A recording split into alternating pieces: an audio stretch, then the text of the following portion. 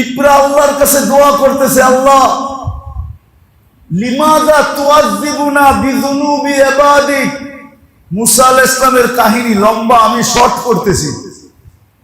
মুসা আলাইহিস সালাম শুনে ফেলছে, জিবরিল আলাইহিস সালাম শুনে দিয়েছে। দেখো পিঁপড়ায় কি বলে, পিঁপড়া বলতেছে লিমাযা তুআযযিবুনা বিযুনুবি ইবাদিক, বান্দা গুনাহ করে শাস্তি আমাদেরকে দেন। এটা সিস্টেম পাইলেন কই? কারে বলতেছে? কি আপনি চিন্তা করছেন কি বলছে? গুনাহ বন্দা করে শাস্তি আমাদেরকে দেন। কেননা যখন খরা হয় তো খাদ্যগুলা রৌদ্রের কারণে শুকায়া কাঠ হয়ে যায়, আর পিঁপড়ার দাঁত নরম, এগুলাকে ভাঙ্গা খাইতে পারে না, ওরা ক্ষুধার্তের শিকার হয়। আর বৃষ্টি যখন হয় তো খাদ্যের ভিতরে পানি ঢুকে, এগুলা নরম হয়ে যায়, নরম দাঁতে খাইতে খুব মজা লাগে। এই জন্য খরা যখন হয় তো পিঁপড়া দোয়া করে, মানুষের কারণে আমাদেরকে শাস্তি দিতেছেন, এই বিধান কোথায় পেয়েছেন? এইখানে পিঁপড়া যেন বলতে চাইতেছে 24 ঘন্টা আপনার দুরূদ, আপনার তসবিহ পড়ি, আমরা আপনার মানুষ, আমাদের নামে একটা সূরা দিছেন, সূরা নামল, তারপরও আবার আমাদেরকে কষ্ট দেন কেন? কষ্ট যাদেরকে দেওয়ার ওদের বাড়ির মধ্যে আগুন ফেলায়া দেন, আমাগো রাস্তায় বৃষ্টি দেন। আমরাও মসজিদের সাথে সম্পর্ক জড়িত।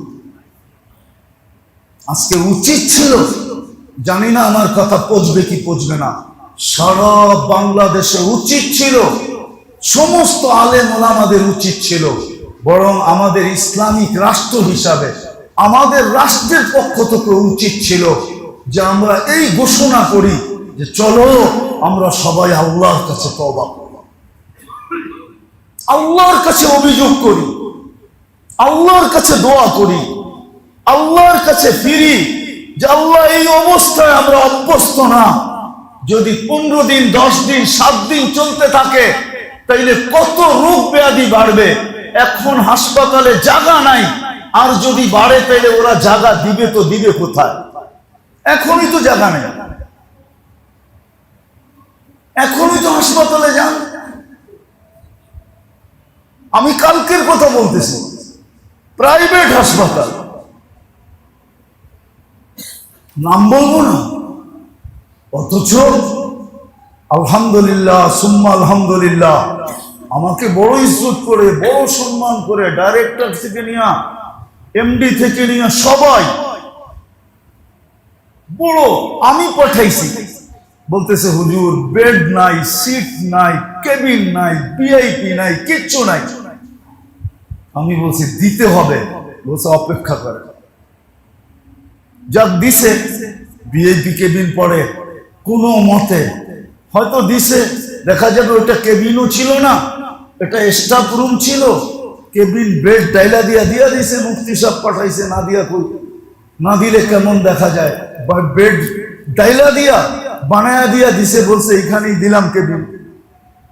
কিন্তু এরকম তো সবার জন্য কি, সবার জন্য আমাদের উচিত এখন মসজিদে 3টা কাজ করা: গুনাহকে স্বীকার করা, আল্লাহর কাছে ইস্তেগফার করা, আর মসজিদের সাথে সম্পর্ক করা।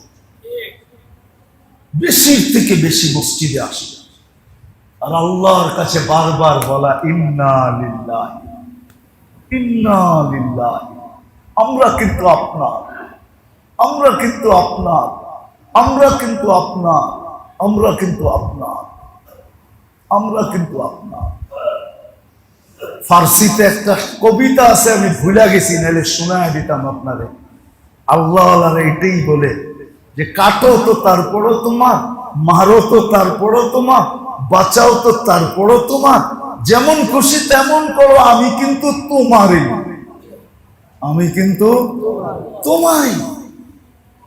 আমাদেরও বলা উচিত, তাইলে দেখা যাবে ইনশাআল্লাহ আল্লাহর জন্য দূর না, কঠিন না এই পরিস্থিতি থেকে আমাদেরকে নিষ্কৃতি দেওয়া। ইনশাআল্লাহ 3টা জিনিস করবেন তো? সদা সর্বদা অভ্যাস বানান, একটা টোকা খাইলেও বলেন আমার জানি কি গুনাহ হয়ে গেছে। সাথে সাথে ইস্তেগফার করেন, আল্লাহর দিকে দৌড়ান, মসজিদের সাথে সম্পর্ক। প্রযুক্তিওয়ালারা যেরকম প্রযুক্তি দ্বারা আপনাদেরকে তথ্য দেয় যে 1 সপ্তাহ পর্যন্ত গরম কমার কোনো আশঙ্কা নাই, এটা সে কি দিয়ে আপনাদেরকে তথ্য দিল? এটা ভুল দিছে, এটা আমি বলি না, কি দিয়া দিল? প্রযুক্তির মাধ্যমে সে জানছে 1 সপ্তাহ পর্যন্ত গরম কমার কোনো, এটাকে আমি মানি, আমি অস্বীকার করি না, বিরোধিতা করি না, মানি। কিন্তু ও যদি প্রযুক্তি দিয়ে 1 সপ্তাহ পর্যন্ত গরম কমবে না বলতে পারে, তাহলে আমার কাছে একটা প্রযুক্তি আছে। ওর প্রযুক্তির নাম হলো যন্ত্র দিয়া দেখছে, আমার প্রযুক্তির নাম হলো কোরআন দিয়া দেখতেছি আমি, হাদিস দিয়া দেখতেছি আমি। যদি হুবল দিয়া দেখা যায়, দূরবীন দিয়া, যেটা বিজ্ঞানীর কাছে সবচেয়ে বড় দূরবীন হুবল, নাসার কাছে, যারা সৌরজগৎ দেখা দেখা আমাদেরকে তথ্য দেয়, আমাদের কাছেও কিন্তু 2টা দূরবীন আছে, একটা কোরআনের দূরবীন আর একটা হাদিসের দূরবীন। আমাদের কাছেও 2টা প্রযুক্তি আছে, একটা কোরআনের প্রযুক্তি, একটা হাদিসের প্রযুক্তি। আপনার প্রযুক্তি যদি আপনাকে এই তথ্য দেয়, তো আমার প্রযুক্তি আমাকে তথ্য দিতেছে। অতি তাড়াতাড়ি শিখেন। দুবাই কোনোদিন ভাবে নাই, জন্মলগ্ন থেকে নিয়া দুবাই শুধু শুনছে আর ডোনেট করছে যে অমুক দেশে বন্যা আসছে, অমুক দেশে বন্যা আসছে, আর ডোনেট করছে। দুবাই কোনোদিন ভাবে নাই যে আমাদের এখানে বন্যা হবে। এখনো বন্যার পানিতে দুবাই পানির নিচে, ওমান পাবে না কোনোদিন বন্যা হবে। সৌদি আরবের মানুষ ফ্রিজের বরফ দেখছে, কিন্তু আকাশ থেকে পড়ন্ত বরফ কোনোদিন দেখে নাই। রমজানের ভিতরে 3 দিনে 1 সপ্তাহ অর্ধেক সৌদি আরবের মরুভূমি বরফের নিচে ঢাকা গেছে।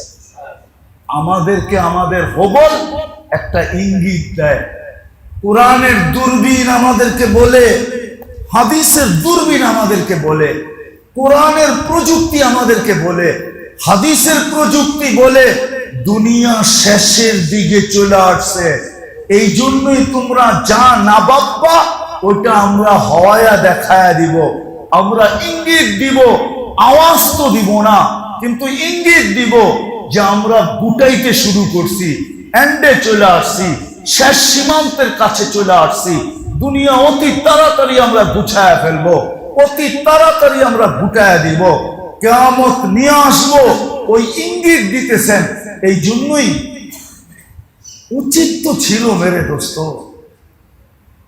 মানবেন কি মানবেন না জানি না।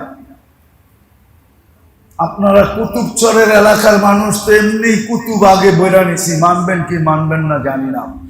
রব্বে কাবার কসম, প্রত্যেক মুসলমানের রাত্রে উচিত ছিল কাঁদতে কাঁদতে কাটানো, তওবা করতে করতে কাটানো, যে কালকে সকালে সূর্যটা যদি পশ্চিম দিক থেকে উঠা আবার পশ্চিম দিকে ডুবা যায়, আমার তো আর তওবা করার সুযোগ থাকবে না।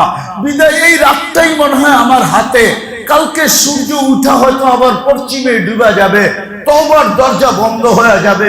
এই রাত্রটাই মনে হয় আমার হাতে, বিদায় আল্লাহ আমি তওবার ভিতরে কাটায়া দিতে চাই। যদি সূর্য উঠা আবার পশ্চিমে ডুবা যায়, তওবার দরজা বন্ধ হয়ে যায়, তাহলে আমি যেন তওবাকারীদের অন্তর্ভুক্ত হয়ে যেতে পারি। এই চিন্তায় সারাটা রাত্র তওবার ভিতরে প্রত্যেক মুমিন, মুসলমান, নারী, পুরুষ, যুবক, বৃদ্ধের কাটানো উচিত ছিল। কিন্তু যেদিন সূর্য উঠবে পশ্চিম দিকে আবার পশ্চিমে ডুবা যাবে, ওই দিন রাতের পরেই তো সূর্যটা উঠবে, না রাতের আগে উঠবে? রাতের পরেই তো উঠবে, ঠিক না? উঠেই তো দেখবে সূর্য পশ্চিম দিক থেকে উঠছে, আবার পশ্চিম দিকে ডুবে যেতেছে। তারপরে কি বলবে? হায় দরজা বন্ধ। আজকে তো মাছের মাথা পরিমাণ বাহির করলো কদর। কদর বোঝেন কি? মূল্যায়ন, মূল্য কত? কত কত বলেন না, কত কত? আল্লাহ বলে এতটুকু পানি জাহান্নামকে বুঝায়া দিল, তোর চক্ষু জাহান্নামের উপর, তুই জাহান্নামে যাওয়া হারাম হইলি, তোর জন্য জান্নাত অবধারিত। কিন্তু যেই দিন পশ্চিম দিক থেকে সূর্য উঠতে দেখবে আর ডুবতে দেখবে, ওই দিন যদি বুড়িগঙ্গা বওয়া দেয়, লাভ সত্য তো। কিন্তু এই চিন্তা আজ পর্যন্ত কয় রাত্র কাটাইছেন? উচিত তো ছিল প্রত্যেক রাত্রকে মোমেন মুসলমান এটা মনে করা, মনে হয় আজকেই শেষ রাত্র, কালকে সকালে সূর্য উঠার সাথে সাথে তওবার দরজা বন্ধ হয়ে যাবে। বিদায় ল। ঘরের বড়দের দরকার ছিল ছোটদেরকে বলা, অভিভাবকের দরকার ছিল বাচ্চা কাচ্চাকে বলা, স্ত্রীর দরকার ছিল স্বামীকে বলা, স্বামীর দরকার ছিল স্ত্রীকে বলা, মা বাবার দরকার ছিল সন্তানকে বলা যে বেটা কালকে সূর্য জানি না পশ্চিম থেকে উঠবে না পূর্ব থেকে উঠবে, যদি পশ্চিম থেকে উঠে তো আমাদের তওবার দরজা বন্ধ হয়ে যাবে। চল আজকে রাত্রে আমরা যতটুক কাঁদতে পারি, যতটুক তওবা করতে পারি, এই কইরা প্রত্যেকটা রাত্র কাটানো উচিত ছিল। একজনও তো কাটাই নেন। বিদায় আমি শেষ জায়গায় চলে আসছি মেরে দোস্ত। তিনটা কথা বলবো, আসেন। এজ এ মুসলিম, আপনি মুসলমান হিসাবে কিছু শিক্ষণীয় আছে, শিখেন। সময় কিন্তু অল্প, সময় কিন্তু আমরা বড় সৌভাগ্যবান, কিন্তু আমরা বড় সৌভাগ্যবান। আপনি বলবেন কোন দিক দিয়া? আচ্ছা বলেন, 1400 বছর আগে মুসলমানদের ভিতরে সর্বপ্রথম যেই ব্যক্তি কবরে গেছে সে এখনো তো কবরই আছে। কত বছর পার হইল? 1400 বছর কবরে পার হয়ে গেছে, ঠিক না? হ্যাঁ, আজকে যদি আমি কবরে যাই তো আমার জন্য তো 1400 বছর কম হবে, ঠিক না? কিয়ামতের দিন হিসাবে কম হবে না? তাহলে এটা আমি কম থাকলাম, ঠিক না? এটা কি বেনিফিট না, লাভ না? আমরা তো সৌভাগ্যবান। আমরা এখন অল্প দৌড়াইয়া পার হইতে পারতেছি, অল্প অল্প। মনে হয় বুঝবেন না। সাহাবায়ে কেরাম 100-তে 100 দৌড়ানোর পরে পার, আর আমাদেরকে বলতেছে যদি একটা করো তাইলেই পার। কাদের ভাগ্য বড়? একদিক দিয়ে আমাদের ভাগ্য বড়, আর আরেক দিক দিয়ে ওনাদের ভাগ্য বড়, ঠিক না? কি? কেন? ওনারা সাহাবী, ওনারা সাহাবী, ঠিক না? ওনারা সাহাবী, ঠিক না? আর আমরা সাহাবী না। ওনারা একদিক দিয়ে আগে, ঠিক না? আবার আরেক দিক দিয়ে আমরা আগে, ঠিক না? বেনিফিট। এখন আমরা অল্প দৌড়াইলেই পারি। আসেন, আমাদের বেশি শিখতে হবে। আপনি মুসলমান হিসাবে করণীয় কি এটা শিখেন। মুসলমান হিসাবে অবস্থা, চাই শারীরিক আসো, চাই ব্যক্তিগত আসো, চাই সাংসারিক আসো, চাই পারিবারিক আসো, যে অবস্থায় আপনার উপরে আসে এটাকে হালাত বলে। হালাত যে অবস্থায় আসে, আপনি করণীয় কি শিখেন। আমি 3টা শিখাইয়া দিয়া যেতেছি, 3টা। বাকিটি হুজুরদের থেকে শিখানি, বেশি লম্বা শিখতে হবে না। দিন বড় সহজ, আল্লাহ আমাদেরকে সহজে পাওয়ায় দিতে চান, নাইলে কোরআন বলতো না ওয়ালাকাদ ইয়াসসারনাল কোরআন হাল মিন মুত্তাকিন। এটা আমার ভাষায় তর্জমা করলে আল্লাহ বলতে চাইতেছেন কোরআন বড় সহজ। কে আসিস নিজি, কে আসিস, কে আসিস নিজি, বড় সহজ। এই দিন বড় সহজ। আমি 3টা শিখাইয়া দিয়ে যেতেছি। একটা হলো মেরে দোস্ত, সর্বহালতে, সর্বহালতে, সর্বহালতে, সত্য, সর্বহালতে অবস্থা আসার সাথে সাথে সর্বপ্রথম ভাবেন যে আমার মনে হয় ভুল হয়ে গেছে, আমার মনে হয় আমি মনে হয় গুনাহ করে ফেলেছি, আমি কালকেও সারাদিন যতটা বয়ান করছি, 3টা বয়ান করছি, আমি 3টা বয়ান এই কাহিনী বলছি, আপনাদেরকে শুনাইতেছি। আমার একজন পরিচিত আছে, ওরা আয়ারল্যান্ডে থাকে, ইংল্যান্ডের পাশে একটা দ্বীপ আছে আয়ারল্যান্ড, ওইখানে থাকে। ওরা আসছিল রোজার আগে বেড়াইতে, 10-12 বৎসরের 2টা ছেলে। আমি জিজ্ঞাসা করছিলাম, তোরা বাংলাদেশকে লাইক করো না, থাকবে না? কয় না। কেন? কয় 2টা কারণে থাকবো না। জিজ্ঞাসা করলাম 2 কারণ কি? কয় এইখানের মানুষ ভুল কইরা সরি বলে না, ভুল কইরা কি বলে না, দুঃখিত বলে না, ভুল কইরা দুঃখিত বলে না, ভুল নিজে করে তারপরও কি করে নিজে উল্টা জারি মারে। এইটা হলো ঠিক, উল্টা কি মারে?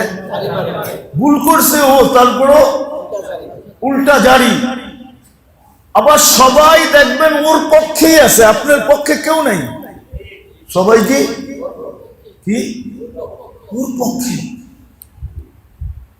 ওর পক্ষে, ওর পক্ষে, আমার পক্ষে কেউ নাই, আপনার পক্ষে। আসার সময় একটা কাহিনী হয়েছে, কিন্তু আমি মাইপা দেখছি যে ও যেটা বলছে এটা কোনো মতে কোনো একটা সরকারি লোককে দেখাইলো ইঞ্চি ট্যাপ দিয়া মাইপা বলবে এটা হইতে পারে না, এটা ইম্পসিবল। কেননা মাইপা দেখলে, কেননা প্রত্যেক জিনিসের একটা মাপ আছে, তো মাইপা দেখলে। কিন্তু উল্টা জারি নিছে, সে ক্ষতিগ্রস্ত হয়েছে, আমি মানি। আমি ওরে খুঁজবো যায়, আমার দিলেও খুব ব্যথা আছে যে না, আমার এটা বলা ঠিক হয় না, আমি বড় লজ্জিত আজকে। বরং আমার উচিত ছিল, আমার কাছে ওষুধও ছিল, আমি ওষুধও লাগাই দিতে পারতাম সাথে সাথে। আবার উচিত ছিল, গরিব মানুষ, আল্লাহ তো আমাকে দিছে, দবের থেকে কিছু বাড়ি করে ওর হাতে দিয়েও দেওয়া দরকার ছিল। আমি কিন্তু অনুতপ্ত এখন, আপনাদের সামনে বললাম মসজিদে বসে, আমার মনে চায় আমি ওরা খুঁজা বাইর করে দেই। আমি আল্লাহর কাছে বড় অনুতপ্ত। কিন্তু বাংলাদেশের মানুষের স্বভাব হইল ভুল করে সরি বলেন। আরেকটা হইলো ও বলতেছিল, বাচ্চা 2টা বলতেছিল যে বাংলাদেশের সবাই দমকায়া কথা বলে। কি? আমরা যাদের বাসায় আসছি, আমাদের আত্মীয় স্বজন সব আমাদেরকে ধমক দিয়া কথা বলে। কি? আপনিও দেখবেন আপনার ছেলের সাথে কেমনি কথা বলেন, দমকায় না? যা বাজারতে নিয়ে আয়, যা দোকানতে নিয়ে আয়, নাম খাইতে বল। এগুলা সব দমকানের নিদর্শন। আমর, যেটাকে বলে আমর মানি হলো দমক। আমর মানি আমরের মধ্যে 2টা আছে, তাজিমও আছে, আবার কি আছে, দমকও আছে। হুকুম মানি ধমক। তো সবাই দমকায় কথা বলে, এই দেশে থাকবো না। ওই কথাটা আমাকে খুব এফেক্ট করছে, যে আসলেই তো সত্য। আমরা তো ভুল করে সরি বলি না, আরো চাই আমারটাকে রাইট করতে। কি জানি উল্টা ফাফর দেয়, ঠিক না? আমি চাই উল্টা ফাফর দিতে, এটা ঠিক না। ঠিক অবস্থার প্রেক্ষিতে মুসলমানের করা উচিত সর্বপ্রথম যেটা, আল্লাহর কাছে নিজের গুনাহ স্বীকার করা উচিত। আল্লাহ ভুল হয়ে গেছে, আজকের থেকে অভ্যাস করেন। যদি একটা কাটাও লাগে তো প্রথমে ভাবেন গুনাহ হয়তো হয়ে গেছে। আপনি বলবেন আপনার কাছে কোনো কথায় প্রমাণ আছে, তাহলে আমি হাদিস দিয়ে দেই। এক সাহাবী দেওয়ালে বাড়ি খেয়ে আল্লাহ রসুলকে জিজ্ঞাসা করছে, ইয়া রাসূলুল্লাহ, দেওয়ালে বাড়ি খেলাম কেন? আল্লাহ রসুল বলছে, এর আগে কি করছিলি? তাই আল্লাহ রসুল ডাইন দিকে দেখতেছিলাম, হঠাৎ বেগানা মহিলার উপরে নজর পড়া গেছে, তাড়াতাড়ি দৃষ্টি ফিরাইতে যে দেওয়ালে বাড়ি লেগে গেছে। আল্লাহ রসুল বলছে গুনার শাস্তি আল্লাহ দুনিয়াতে দিয়া দিছে, আখেরাতে দিবে না। না না, তাইলে বুঝা গেল অবস্থা গুনার কারণে আসছে। এই জন্য গুনাহকে স্বীকার করা। দ্বিতীয় হইল কাসরতে ইস্তেগফার করা, খুব আল্লাহর কাছে ইস্তেগফার করা, তওবা করা, ইস্তেগফার করা। তৃতীয়, মসজিদের সাথে এই মুহূর্তে সম্পর্ক যত বাড়ানো যায়, কেন অবস্থা যখন আসে তো মসজিদের সাথে সম্পর্ক বাড়ায় দাও। আর আল্লাহকে বারবার বলতে থাকো, আপনার মানুষ হইতো আমরা, খামাখা কষ্ট দেন কেন? খামাখা কষ্ট দেন, আপনার মানুষ হইতো আমরা, আমাদেরকে কষ্ট দেন কেন? আপনার মানুষ হইতো আমরা। এটার একটা ইঙ্গিত আছে এক হাদিসে। পিঁপড়া আল্লাহর কাছে দোয়া করতেছে, আল্লাহ লিমাযা তুআযযিবুনা বিযুনুবি ইবাদিক। মুসা আলাইহিস সালামের কাহিনী লম্বা, আমি শর্ট করতেছি। মুসা আলাইহিস সালাম শুনে ফেলছে, জিবরিল আলাইহিস সালাম শুনায়া দিছে। দেখো পিঁপড়া কি বলে, পিঁপড়া বলতেছে লিমাযা তুআযযিবুনা বিযুনুবি ইবাদিক, বান্দা গুনাহ করে শাস্তি আমাদেরকে দেন। এটা সিস্টেম পাইলেন কই? কারে বলতেছে? কি আপনি চিন্তা করছেন কি বলছে? গুনাহ বন্দা করে শাস্তি আমাদেরকে দেন। কেননা যখন খরা হয় তো খাদ্যগুলা রৌদ্রের কারণে শুকায়া কাঠ হয়ে যায়, আর পিঁপড়ার দাঁত নরম, এগুলাকে ভাঙ্গা খাইতে পারে না, ওরা ক্ষুধার্তের শিকার হয়। আর বৃষ্টি যখন হয় তো খাদ্যের ভিতরে পানি ঢুকে, এগুলা নরম হয়ে যায়, নরম দাঁতে খাইতে খুব মজা লাগে। এই জন্য খরা যখন হয় তো পিঁপড়া দোয়া করে, মানুষের কারণে আমাদেরকে শাস্তি দিতেছেন, এই বিধান কোথায় পেয়েছেন? এইখানে পিঁপড়া যেন বলতে চাইতেছে 24 ঘন্টা আপনার দুরূদ, আপনার তসবিহ পড়ি, আমরা আপনার মানুষ, আমাদের নামে একটা সূরা দিছেন, সূরা নামল, তারপরও আবার আমাদেরকে কষ্ট দেন কেন? কষ্ট যাদেরকে দেওয়ার ওদের বাড়ির মধ্যে আগুন ফেলায়া দেন, আমাগো রাস্তায় বৃষ্টি দেন। আমরাও মসজিদের সাথে সম্পর্ক জুড়ি। আজকে উচিত ছিল, জানি না আমার কথা পচবে কি পচবে না, সারা বাংলাদেশে উচিত ছিল, সমস্ত আলেম ওলামাদের উচিত ছিল, বরং আমাদের ইসলামিক রাষ্ট্র হিসাবে আমাদের রাষ্ট্রের পক্ষ থেকে উচিত ছিল যে আমরা এই ঘোষণা করি যে চলো আমরা সবাই আল্লাহর কাছে তওবা করি, আল্লাহর কাছে অভিযোগ করি, আল্লাহর কাছে দোয়া করি, আল্লাহর কাছে ফিরি যে আল্লাহ এই অবস্থায় আমরা অভ্যস্ত না। যদি 15 দিন 10 দিন 7 দিন চলতে থাকে তাইলে কত রোগ ব্যাধি বাড়বে। এখন হাসপাতালে জায়গা নাই, আর যদি বাড়ে তাইলে ওরা জায়গা দিবে তো দিবে কোথায়? এখনই তো জায়গা নেই, এখনই তো হাসপাতালে যান। আমি কালকের কথা বলতেছি, প্রাইভেট হাসপাতাল, নাম বলবো না, অথচ আলহামদুলিল্লাহ সুম্মা আলহামদুলিল্লাহ আমাকে বড় ইজ্জত করে, বড় সম্মান করে, ডাইরেক্টর থেকে নিয়ে এমডি থেকে নিয়ে সবাই বড় আমি পাঠাইছি। বলতেছে হুজুর বেড নাই, সিট নাই, কেবিন নাই, ভিআইপি নাই, কিচ্ছু নাই। আমি বলছি দিতে হবে, বলছে অপেক্ষা করে। যাক দিছে, ভিআইপি কেবিন পড়ে কোনো মতে হয়তো দিছে, দেখা যাবে ওটা কেবিনও ছিল না, এটা স্টাফ রুম ছিল, কেবিন বেড ডাইলা দিয়া দিছে, মুফতি সাহেব পাঠাইছে, না দিয়া কই, না দিলে কেমন দেখা যায়, বেড ডাইলা দিয়া বানায়া দিয়া দিছে, বলছে এইখানেই দিলাম কেবিন। কিন্তু এরকম তো সবার জন্য না, কি সবার জন্য? আমাদের উচিত এখন মসজিদে এই তিনটা কাজ করা: গুনাহকে স্বীকার করা, আল্লাহর কাছে ইস্তেগফার করা, আর মসজিদের সাথে সম্পর্ক চলা। বেশির থেকে বেশি মসজিদে আসে আর আল্লাহর কাছে বারবার বলা, ইন্না লিল্লাহি ইন্না লিল্লাহি, আমরা কিন্তু আপনার, আমরা কিন্তু আপনার, আমরা কিন্তু আপনার, আমরা কিন্তু আপনার, আমরা কিন্তু আপনার। ফার্সিতে একটা কবিতা আছে, আমি ভুলে গেছি, নাহলে শোনায় দিতাম আপনারে। আল্লাহ এটাই বলে যে কাটো তো তারপরও তোমার, মারো তো তারপরও তোমার, বাঁচাও তো তারপরও তোমার, যেমন খুশি তেমন করো, আমি কিন্তু তোমারই, আমি কিন্তু তোমারই। আমাদেরও বলা উচিত, তাইলে দেখা যাবে ইনশাআল্লাহ আল্লাহর জন্য দূর না, কঠিন না এই পরিস্থিতি থেকে আমাদেরকে নিষ্কৃতি দেওয়া। ইনশাআল্লাহ তিনটা জিনিস করবেন তো? সদা সর্বদা অভ্যাস বানান, একটা পোকা খাইলেও বলেন আমার জানি কি গুনাহ হয়ে গেছে, সাথে সাথে ইস্তেগফার করেন, আল্লাহর দিকে দৌড়ান, মসজিদের সাথে সম্পর্ক জোড়েন।